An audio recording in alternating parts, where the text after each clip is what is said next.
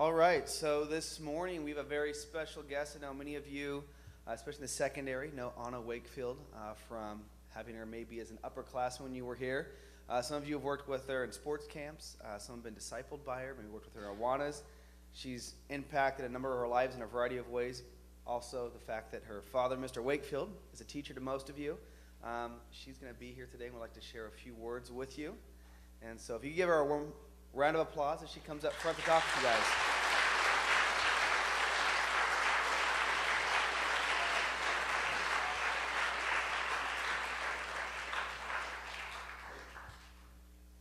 Good morning, everyone.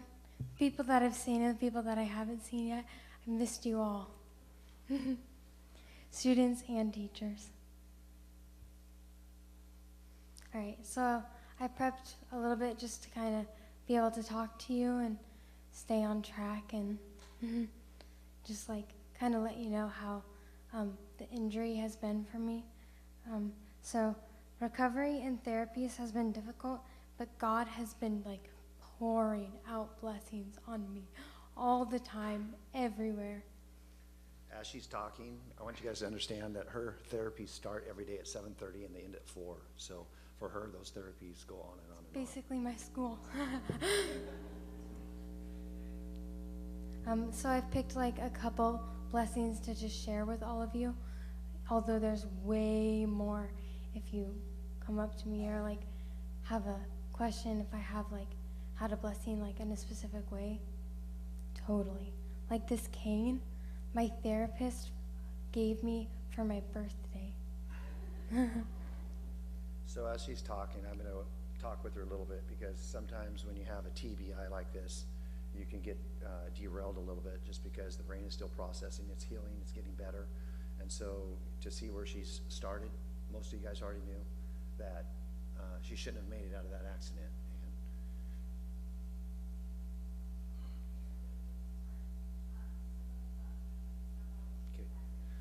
TBI is a traumatic brain injury, and so this complete side was paralyzed because of it, and she now has about 60%, and we practice the YMCA every day. Do you want to show them the YMCA? We'll try it. Yeah, to all of this. Okay.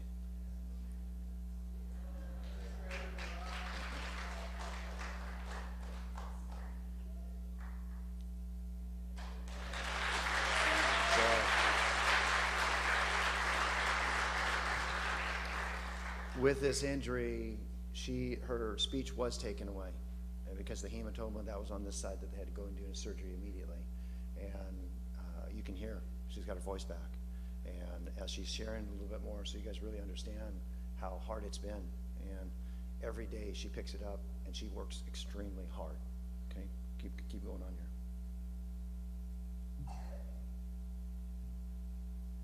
here. One blessing for me is just like looking back on my past and just seeing the way that God used like little things in my past to like prepare me to be ready and like really rely on Him during the accident and the time of the accident and the recovery. So one way that I thought that all of you could relate to, one blessing that like looking back on, totally enjoy looking back on, was going to school at Damascus.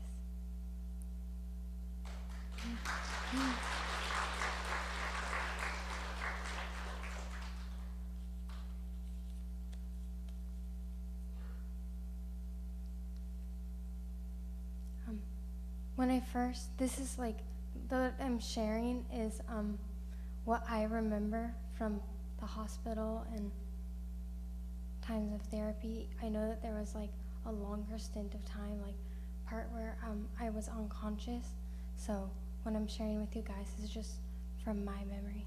So I'm going to jump in there for a second so you understand. She was in 3 weeks at OHSU, where she was in critical ICU. She doesn't remember that. Then from there, she went to 3 more weeks at Kaiser ICU to PCU, which she doesn't remember any of that because, again, medication and because of the condition that she was in.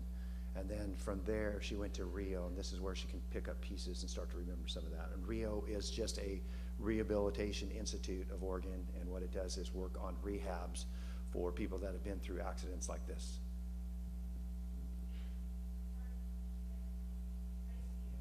ICU, it's a just intensive care unit, but just for critical care, for helping out somebody that's gone through a pretty traumatic injury. So when I first remember waking up in the hospital, I remember looking around the room and just seeing, like, I was laying in a hospital bed, and I remember looking around and seeing my sister Valerie in the room with me, and I was reminded of the time in elementary school when my grandparents were in the hospital in Oregon City, and Val and I went there with my dad, and we went there just to, like, encourage them and give them hugs and tell them that we loved them, and just, like, be support, but be, like, friendly, and just be like, hey, we love you, you can get through this, you know? So that was, like, my first memory in the hospital, like, just waking up and remembering that. And then back to school. I remember, like, after that, my sister and I went back to school, and I just remember, like, I was in 5th grade, and Mrs. Betzicon handed out worksheets to, like, everyone in our class, and what the worksheets had on them was basically, like, questions that helped walk you through how to share your testimony.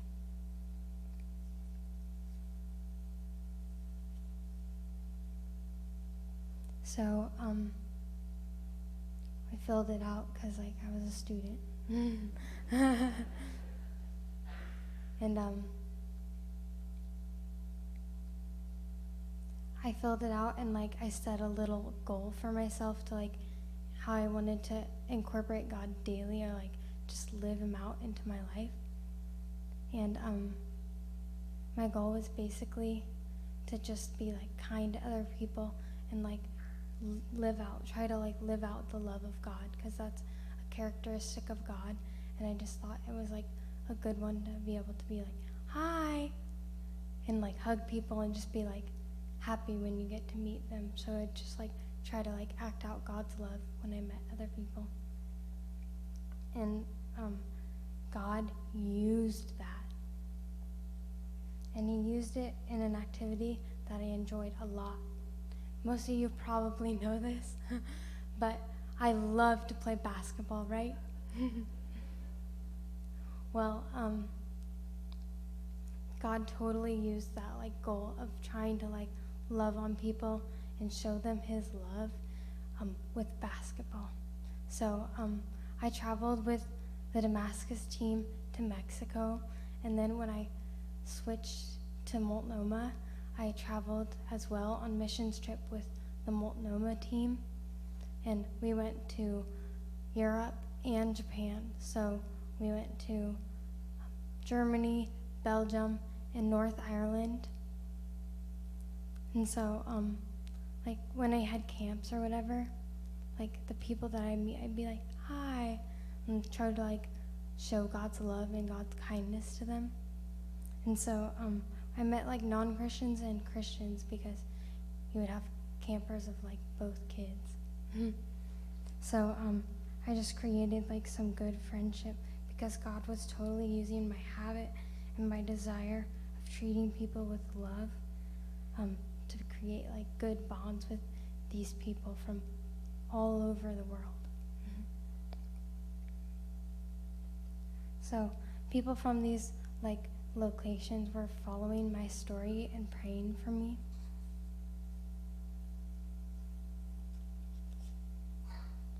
So knowing that, I set a couple new goals, because I knew they were, like, following my story, and like, I had Facebook friends too, so some of them were, like, Facebook friends for me. So I knew, like, the stuff that my dad posted and, like, tagged me in, they would see it. And so I just wanted to, like, reflect good things on God during this time. So a couple new goals that I set, because, like, my old goal was just, like, when I interacted with other people, to try to show them the love of God. So the couple new goals that I set was to glorify God and memorize Romans 12:12, because that was a verse that my team picked out for me and wore on their basketball shirts. And they also like wore it on little bracelets and like gave them to people. So those were like my 2 new goals. In conclusion, I just want to encourage you guys to keep pursuing God daily and trying to live for him in all your activities, for he's all-powerful and wise and knows best how to use our lives.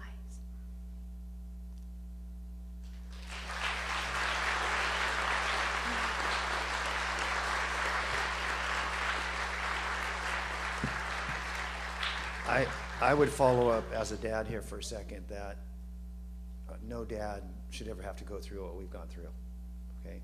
And yet, I have seen her every day honor the Lord in everything that she's done.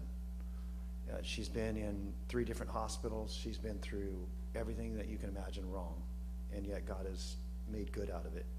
From a hit and run, a guy that doesn't care, to see what God has truly done for her. And so I know that we talked about this ahead of time, that she's challenging you also to understand God has a plan for each one of you too. And she was talking about this on the way here, that she would have never thought Damascus Christian School would be preparing her for what she had to do today.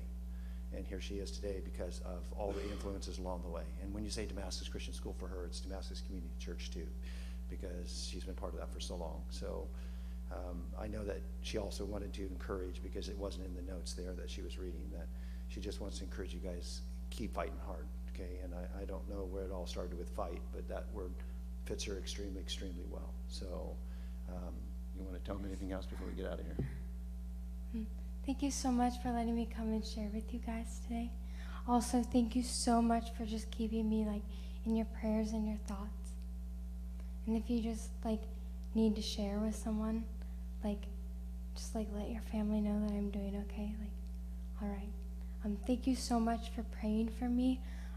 One invitation that I gave to my basketball team when I first saw them, like on leaving the hospital too, was to praise God, because like when something serious like this accident happens, our first like reaction is to just like turn and pray to God, like please don't like just help there not be so many bad things. And like but something we kind of forget to do that I would love for you guys to enjoy doing is praising God, just like turning to him being like, thank you, because now I can stand up and sit down and like walk around.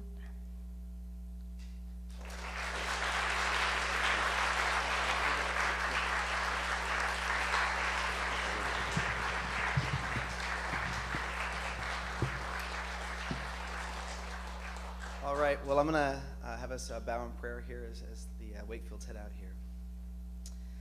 Dear Heavenly Father, as Anna mentioned, we praise you for her being able to stand here in front of us today and to share her testimony and how you've walked with her and with her family through this, how you've been faithful, and how that's even evident now as she reflects back on her time at school here, time in church, and seeing places where you prepared her to fight through what she's fighting through right now. We just pray that you continue to be with her and all the people who are volunteering and providing therapy for her.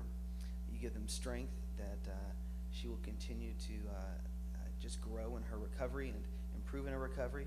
Pray for the Wakefield family, that you continue to strengthen them as a family, draw them closer together, as this is also a fight for them as well. So give them the strength and endurance that they need as well. Once again, we just praise you for this opportunity to hear from her and to see the evidence of your love in the midst of a very difficult circumstance. And just praise you for what we were able to hear today. In your name.